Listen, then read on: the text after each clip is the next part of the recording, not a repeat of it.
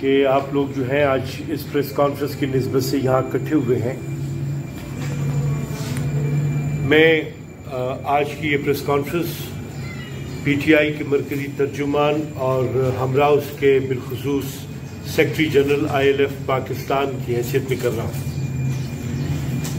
میرے ساتھ آئی L F Pakistan کے senior vice president Dilip but صاحب بھی موجود ہیں، اور میری لیگل ٹیم جو ہے بسام احمد صدیقی اور رمشا روبن بھی ساتھ ہیں میرے۔ اور آج کی یہ پریس کانفرنس جو ہے حساس بھی ہے اور اہم بھی ہے۔ اس کے آغاز سے پہلے میں یہ بات کرنا چاہتا ہوں کہ الیکشن ہونے سے پہلے، الیکشن شیڈیول اناؤنس ہونے سے بھی پہلے ہمیں یہ بات معلوم تھی کہ بلے کا نشان ہم سے چھینا جائے گا۔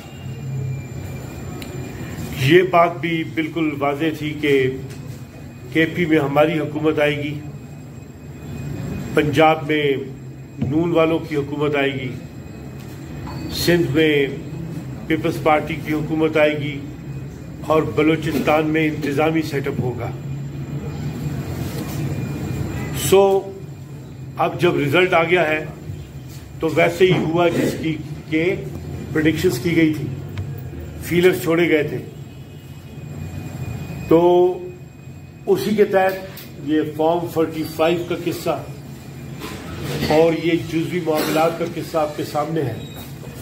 اسٹیٹ مشینری نے پوری کوشش کی اور آپ نے یہ دیکھا کہ الیکشن کے ریزلٹ ویسے لائے گئے جیسے کہ بتائے گئے۔ For all practical purposes elections پہ جتنا بھی پیسہ خرچ ہوا اس کی روشنی میں دیانتدارانہ شفاف الیکشنز پاکستان میں نہیں ہوئی۔ یہ ایک حقیقت ہے۔ ایک طرف الیکشن متنازع ہیں، وہاں اضطراب ہے، دوسری طرف جو ہے وہ الیکشن کمیشن نے اوتھ کی وائلیشن کی ہے، آئینی اوتھ کی وائلیشنز کی ہیں۔ وہی وائلیشن ہماری ریسپیکٹو گورنمنٹس نے کی ہیں، ہمارے سربراہان نے کی ہیں، اقتدار پہ تسلط بھی قائم رکھا، غیر آئینی حکومت کو بھی دوام بخشا۔ بہرحال اس کی روشنی میں یہ انتظامی سیٹ اپ جو ہے وہ بنا دیا گیا ہے۔ اس انتظامی سیٹ اپ میں ایک طرف حکومت ہے، ایک طرف ریاست ہے، ایک طرف ریاستی ادارے ہیں، یہ سب ہمارے ہیں۔ لیکن آج کی یہ پریس کانفرنس جو ہے متن کے لحاظ سے میں واضح کروں کہ آج کی پریس کانفرنس اس ضمن میں ہے کہ پاکستان کی most popular party P T I کے بانی چیئرمین عمران خان کی زندگی خطرے میں ہے، اور بادیوں نظر میں ایسا دکھائی دیتا ہے کہ یہ دکھائی دینے والا خطرہ ان کی جان لے کے رہے۔ خود اڈیالہ جیل کے سپرنٹینڈنٹ نے حکومت سے کہہ دیا ہے کہ اس کی سیکیورٹی، جیل کی سیکیورٹی بڑھائی جائے۔ ارد گرد ایسا مواد بھی برآمد ہوا ہے دھماکہ خیز کہ جس کی روشنی میں اینٹی ٹیررزم اسکواڈ جو ہے اسے بھی حرکت میں آنا پڑا ہے۔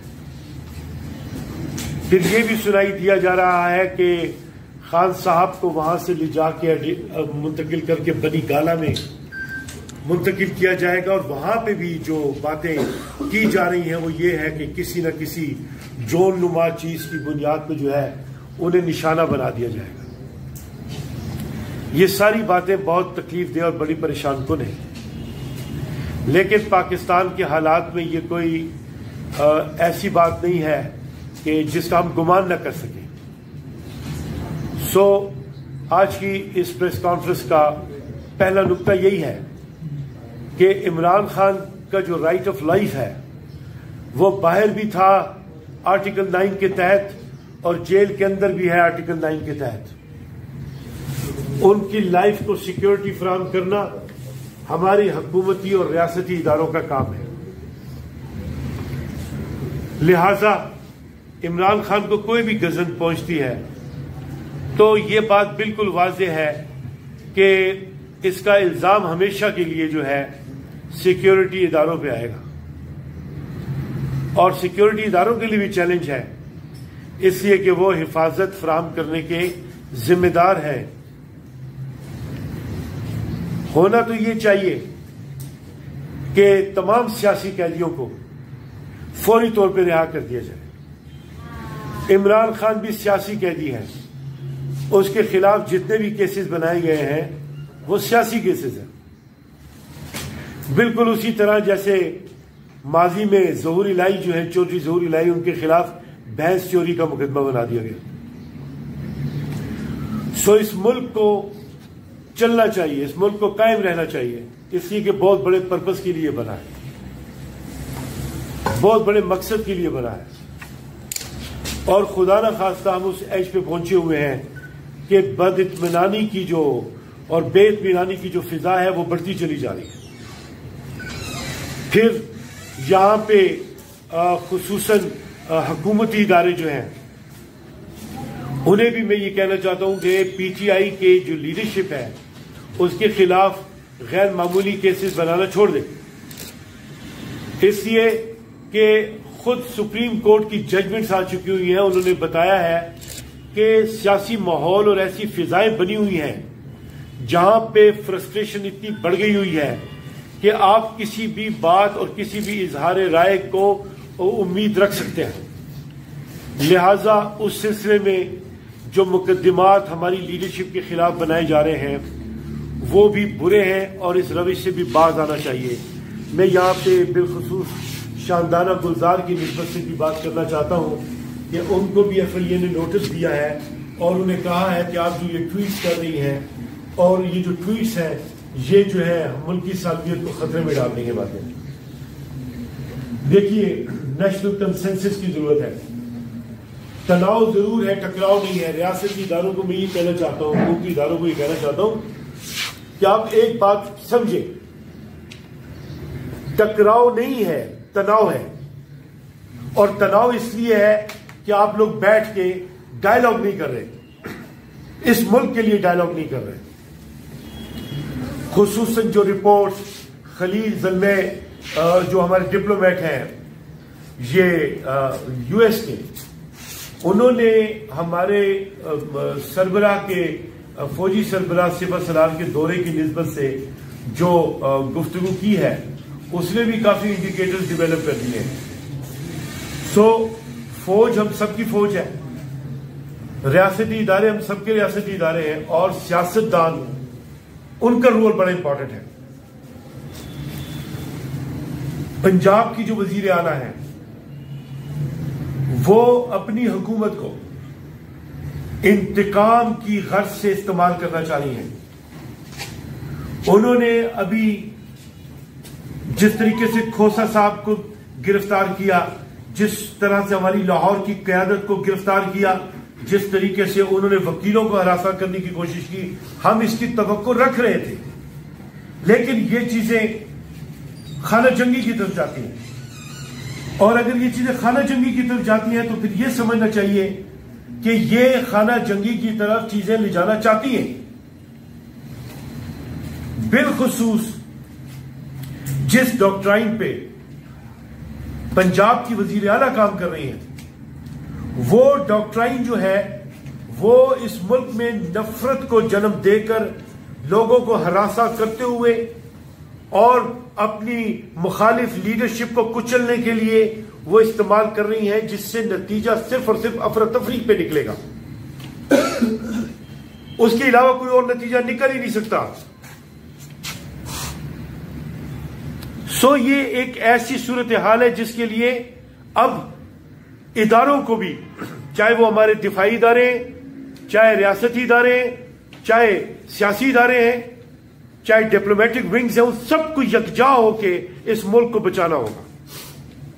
اور اس کی صورتحال یہی ہے کہ تمام سیاسی قیدیوں کو اب رہا کریں، اور ایک نیشنل کنسنسس جو ہے، نیشنل ریکنسیلیشن جو ہے، اس کا کنسنسس نیلسن مینڈیلا کے ڈاکٹرائن کے مطابق جو ہے وہ ڈیولپ کریں۔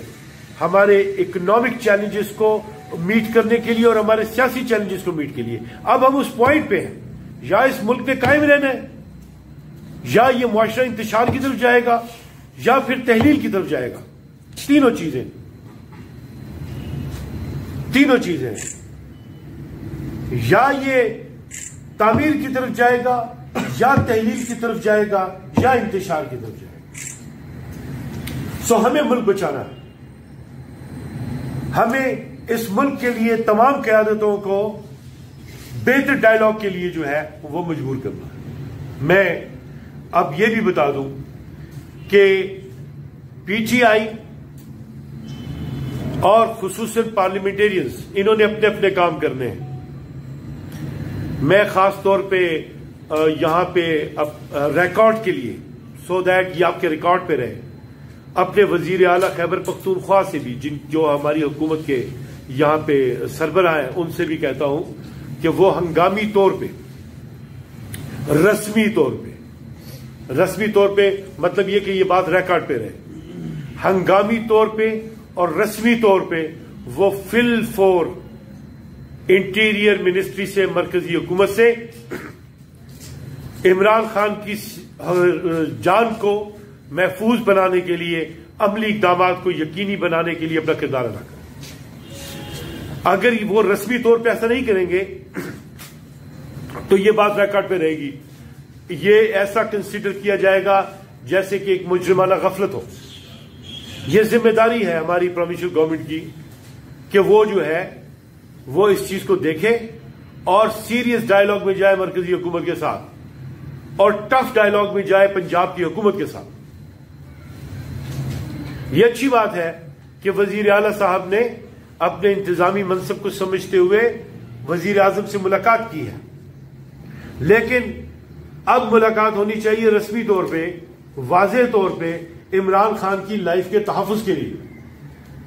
اور پتہ چلنا چاہیے پاکستان کی عوام کو کہ علی امین گڈھا پور نے رسمی طور پہ آن ریکارڈ عمران خان کی زندگی کو محفوظ بنانے کے لیے اپنا کردار ادا کیا ہے. یہاں پہ پارلیمنٹیرینز کے لیے بھی, خصوصاً اپنے قائد حزب اختلاف سے بھی جو کہ قومی اسمبلی میں, ان سے بھی آج کی اس پریس کانفرنس میں ریکارڈ کے لیے ہم مطالبہ کر رہے ہیں کہ آپ قومی اسمبلی میں بھی آپ جو ہے آواز اٹھائیں اور عمران خان کی سیکیورٹی کو یقینی بنانے کے لیے اس سطح پہ بھی کام کریں.